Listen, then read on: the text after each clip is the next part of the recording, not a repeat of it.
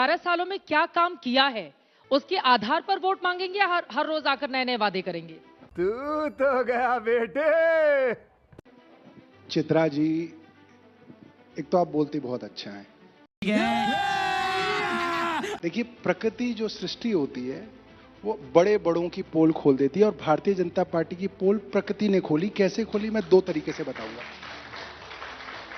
11 साल से ये अरविंद केजरीवाल को ये कह के गाली दे रहे थे कि भैया ये तो फ्री का ये बांट रहा है, फ्री का ये बांट रहा है, फ्री का ये बांट रहा है, और ये सारा पैसा लुटा रहा है, इससे देश की इकोनॉमी खत्म हो जाएगी। मैंने अपने कानों से देखा। सब कुछ लुट जाएगा, सब कुछ खत्म हो जाएगा। आज भगवान का विधान देखिए। आज सुधांशु जी और इनसे पहले मनोज तिवारी जी कसम खा के गए हैं, हम भी देंगे फ्री, हम भी फ्री देंगे, हम भी फ्री देंगे। ये भगवान ने इनको आईना दिखाया। दूसरा, 5 साल से दिल्ली का पानी पी पी के भारतीय जनता पार्टी कहती थी अरविंद केजरीवाल जहरीला पानी पिला रहे हैं, जहरीला पानी पिला रहे हैं। अभी मनोज तिवारी आपके शो पे आप भी बैठे थे, क्या कह के गए? 20,000 लोग एक साल में दूषित पानी पीने से मर गए दिल्ली में। अभी क्या कह गए हैं आपके सामने? पकड़ लिया। ठीक है। और जब अरविंद केजरीवाल ने कह दिया कि ये जो अमोनिया रूपी जहर है ये हरियाणा से आ रहा है, तो भगवान की लाठी देखिए। प्रधानमंत्री को कहना पड़ रहा है कि भैया 11 साल से मैं अरविंद केजरीवाल द्वारा दिया जा रहा है यमुना का पानी पी रहा हूं, देख लो मैं स्वस्थ हूं। झूठ बोलो, बार बार झूठ बोलो। आप देखिए, भगवान का आईना देखिए। इनकी दोनों के दोनों झूठ जो है दुनिया के सामने आ गए और इनके मुंह से आ गए। इससे बड़ी क्या क्या भगवान का न्याय हो सकता है? आप ये सोचिए। हमारा पानी पीते हैं, हमारे द्वारा दिया गया पानी पीते हैं, और प्रधानमंत्री पानी पी रहे हैं। और मनोज तिवारी अभी क्या कह रहे थे कि झुग्गी झोपड़ी वाले 2-2 हजार रुपए का खरीद के पानी पी रहे हैं। भैया, प्रधानमंत्री कह रहे हैं कि वो हमारा यमुना का पानी पी रहे हैं, और तुम कह रहे हो कि झुग्गी झोपड़ी वाले खरीद के बिस्लेरी का पानी पी रहे हैं। तो प्रधानमंत्री झूठ बोल रहे हैं, मनोज तिवारी झूठ बोल रहे हैं, ये बता दो। ये तो सोचिए, ये यहां पे मंच पे आके झूठ झूठ झूठ झूठ बोलते हैं, इसीलिए चुनाव हारते हैं। ये बड़ी अच्छी बात कही आप।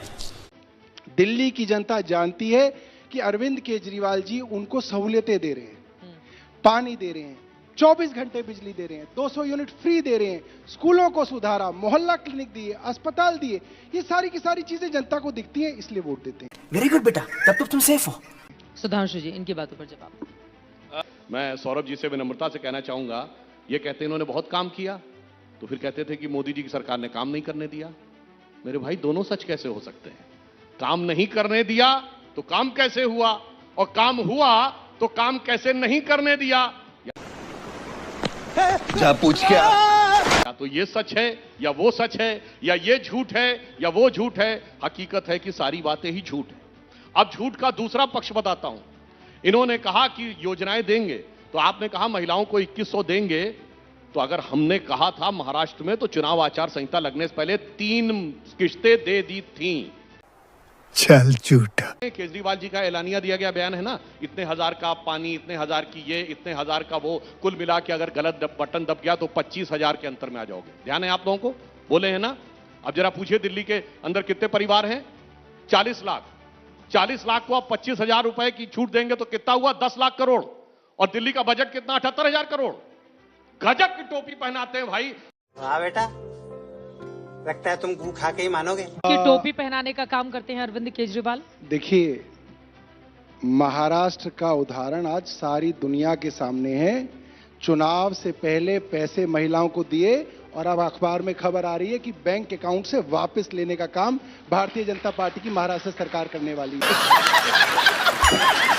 दूसरी बात, अरविंद केजरीवाल वो हैं जिन्होंने 200 यूनिट बिजली फ्री कही और दी, 400 यूनिट आधी कही और दी, महिलाओं को फ्री बस सफर कहा और दिया, 20,000 लीटर पानी कहा, फ्री दिया, बुजुर्गों को तीर्थ यात्रा हमने कहा कहेंगे देंगे, दी। यही नहीं, अभी और सुनिए।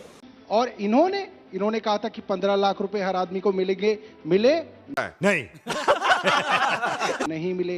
इन्होंने बोला था डॉलर के मुकाबले रुपए ऊपर जाएगा, गया नहीं गया। इन्होंने कहा था कि 2 करोड़ युवाओं को नौकरी हर साल मिलेगी, कहीं नहीं दी। इन्होंने कहा था कि पेट्रोल डीजल जो है 30 रुपए लीटर मिलेगा, हुआ नहीं हुआ। इन्होंने कहा था कि मिडिल क्लास का इनकम टैक्स माफ कर दिया जाएगा, किया नहीं किया। इन्होंने तो कुछ भी नहीं किया। वाह मोदी जी वाह वाह। कल जहां पे आपकी डबल इंजन की सरकार है, वहां पे कहा जा रहा है आधिकारिक तौर पे 30 लोग मरे हैं। मेरी जानकारी है कम से कम 100 लोग मरे हैं। और कल पूरे दिन ये तक लोगों को नहीं बताया गया कि कितने लोगों की मृत्यु हुई है। ये समस्या है क्या बोलने का। दूसरी बात, आपने सब जगह ढोल बजा बजा के गरीब लोगों को कुंभ में बुलाया कि आप आइए, आपके लिए हमने सारे इंतजाम कर रखे हैं। आपको मालूम था वहां पे करोड़ों लोग आएंगे। आपको यह भी मालूम था कि मौनी अमावस्या के दिन सब लोग चाहेंगे कि वहां पे महाकुंभ के अंदर जो है डुबकी लगाई जाए। आपके प्रशासन को मालूम था। उसके बावजूद बड़े बड़े उद्योगपति, करोड़पति, आप लोगों ने फैशन बना दिया है। चाहे राम मंदिर हो, चाहे महाकुंभ हो, करोड़पति उद्योगपतियों को आप वीआईपी बना के लाते हैं। आपकी सरकारें उनकी चाटुकारिता करती हैं।